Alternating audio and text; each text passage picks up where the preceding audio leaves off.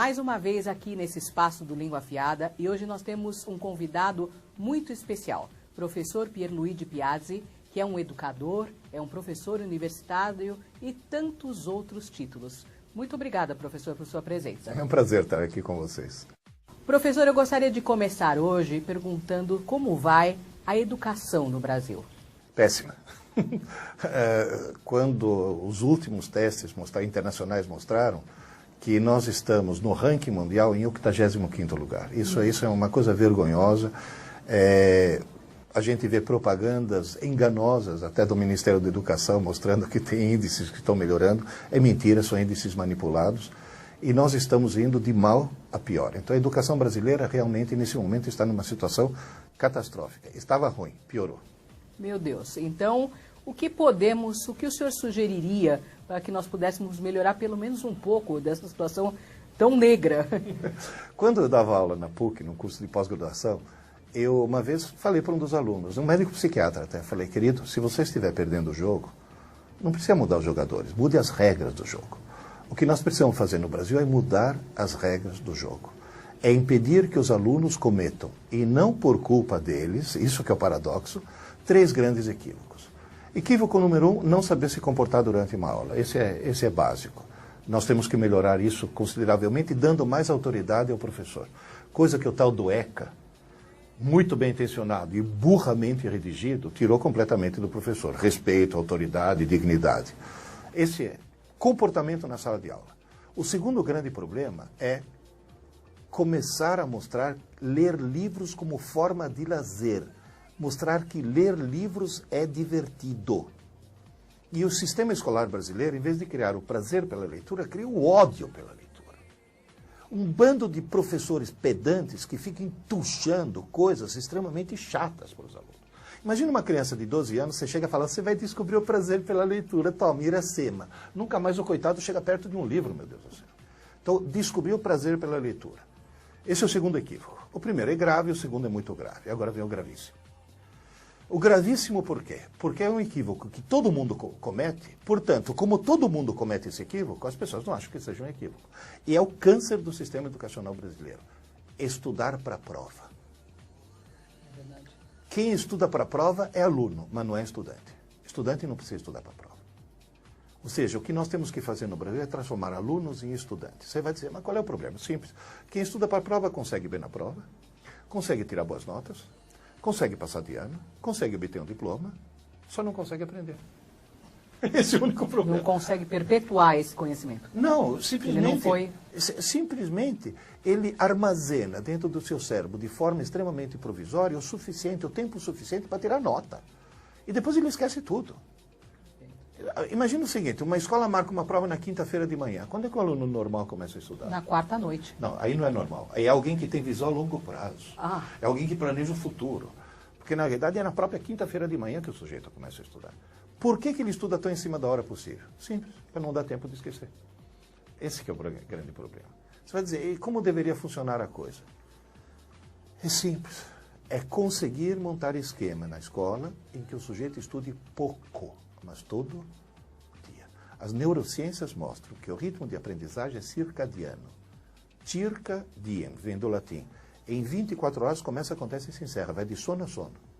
Portanto, tudo tem que ser feito nessas 24 horas. Tem que haver a aula para transmitir informação.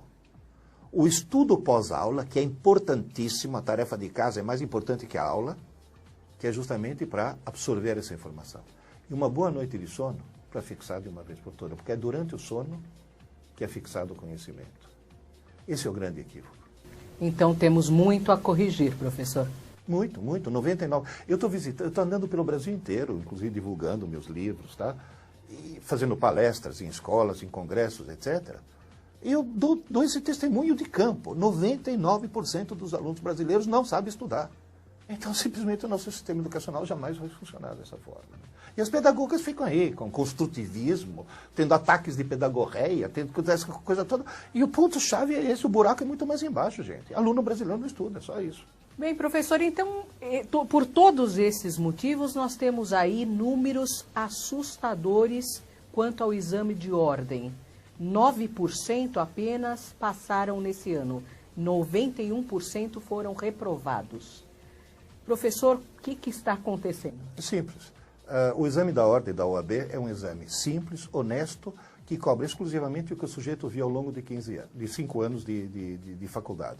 Porque as pessoas estão criticando o exame, mas não é o exame que é o problema. Porque se tivesse exame da OAM de medicina, o problema seria o mesmo. Da OAE de engenharia, o problema seria o mesmo. O cara passou 5 anos da vida dele estudando para a prova e para tirar nota. E nunca o desgraçado estudou para aprender. É simples, é extremamente simples. Aquele diploma que ele ganhou não significa absolutamente nada.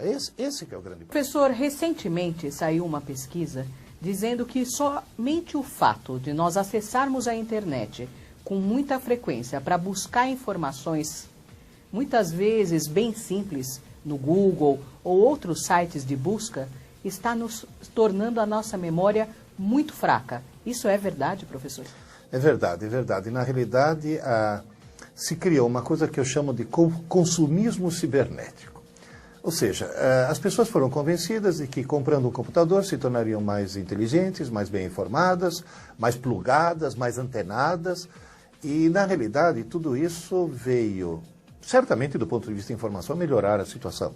Mas do ponto de vista mental, do ponto de vista intelectual, do ponto de vista de crescimento do melhor computador do mundo, que chama cérebro humano, isso foi uma catástrofe, foi uma desgraça. As crianças hoje em dia, você sabe que em São Paulo já existem 2 clínicas de desintoxicação da internet, né? Não me diga. Sim, a internet está usada dessa forma absolutamente imbecil, ela está viciando as pessoas, mas viciando mesmo.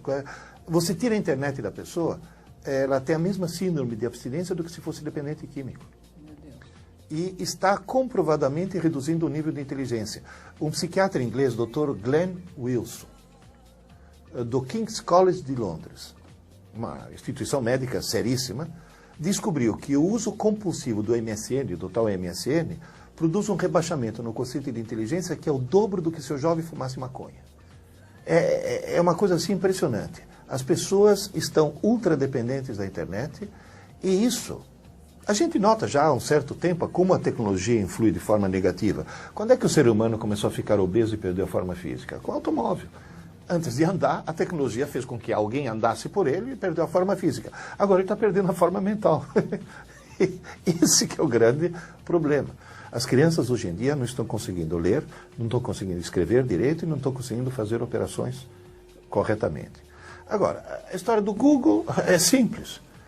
Você perde teu celular. Você consegue ligar para alguém memorizando os números? Não consigo mais. Não consegue mais. Ou seja, ele está substituindo aquela memória que todo mundo deveria ter e deveria estar desenvolvendo. Tem gente que fala, sim, mas aí para que tanta coisa?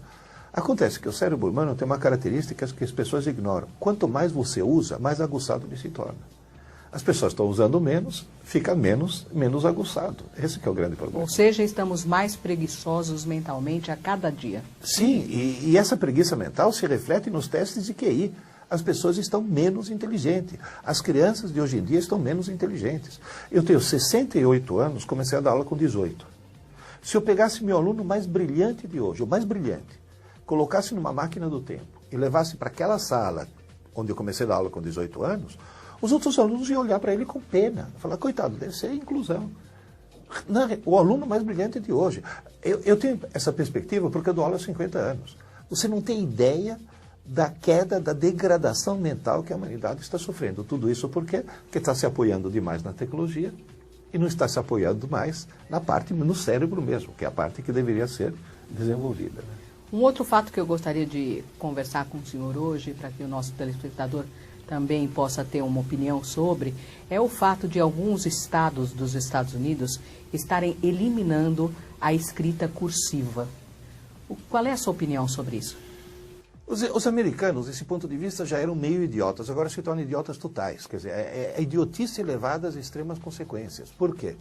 Porque há estudos que mostram que se o sujeito escrever manuscrito, o que ele está escrevendo tem uma grande probabilidade de ser registrado no HD dele. Se o sujeito digitar, com certeza vai para o HD do computador, não no cérebro dele. Esse que é o grande problema. Tanto é que eu sempre falo para os meus alunos, quer aprender de verdade? Escreva. Escreva e não digite. Escreva. É a hora de escrever que faz funcionar a coisa. E vou dizer mais uma coisa. Ler em papel. Há um estudo que mostra que se você lê numa tela que emite luz, numa tela assim, RGB, você não tem nem 30% da retenção do que ler em papel que reflete luz. Tanto é que quando lançaram o livro eletrônico, fizeram a enorme, gigantesca besteira de colocar uma tela. As pessoas odiaram, foi um fracasso comercial. Agora o livro eletrônico não tem mais tela. Ele tem um display de electronic paper, papel eletrônico. Tanto é que o livro eletrônico hoje, o e-book, você não lê no escuro, você tem que ter uma luz refletindo como se fosse papel. Você vai dizer, bom, então resolveu o problema. Não resolveu porque nele você não pode rabiscar. É simples isso. Nada vai matar o livro em papel. O cérebro humano é compatível com o livro, ele não é compatível com a tecnologia.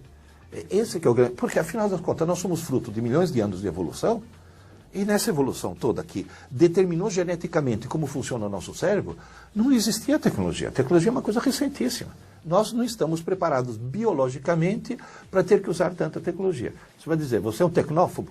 Eu programo computadores desde 1967. A maioria dos telespectadores nem tinha nascido. Eu adoro computação. Odeio informática.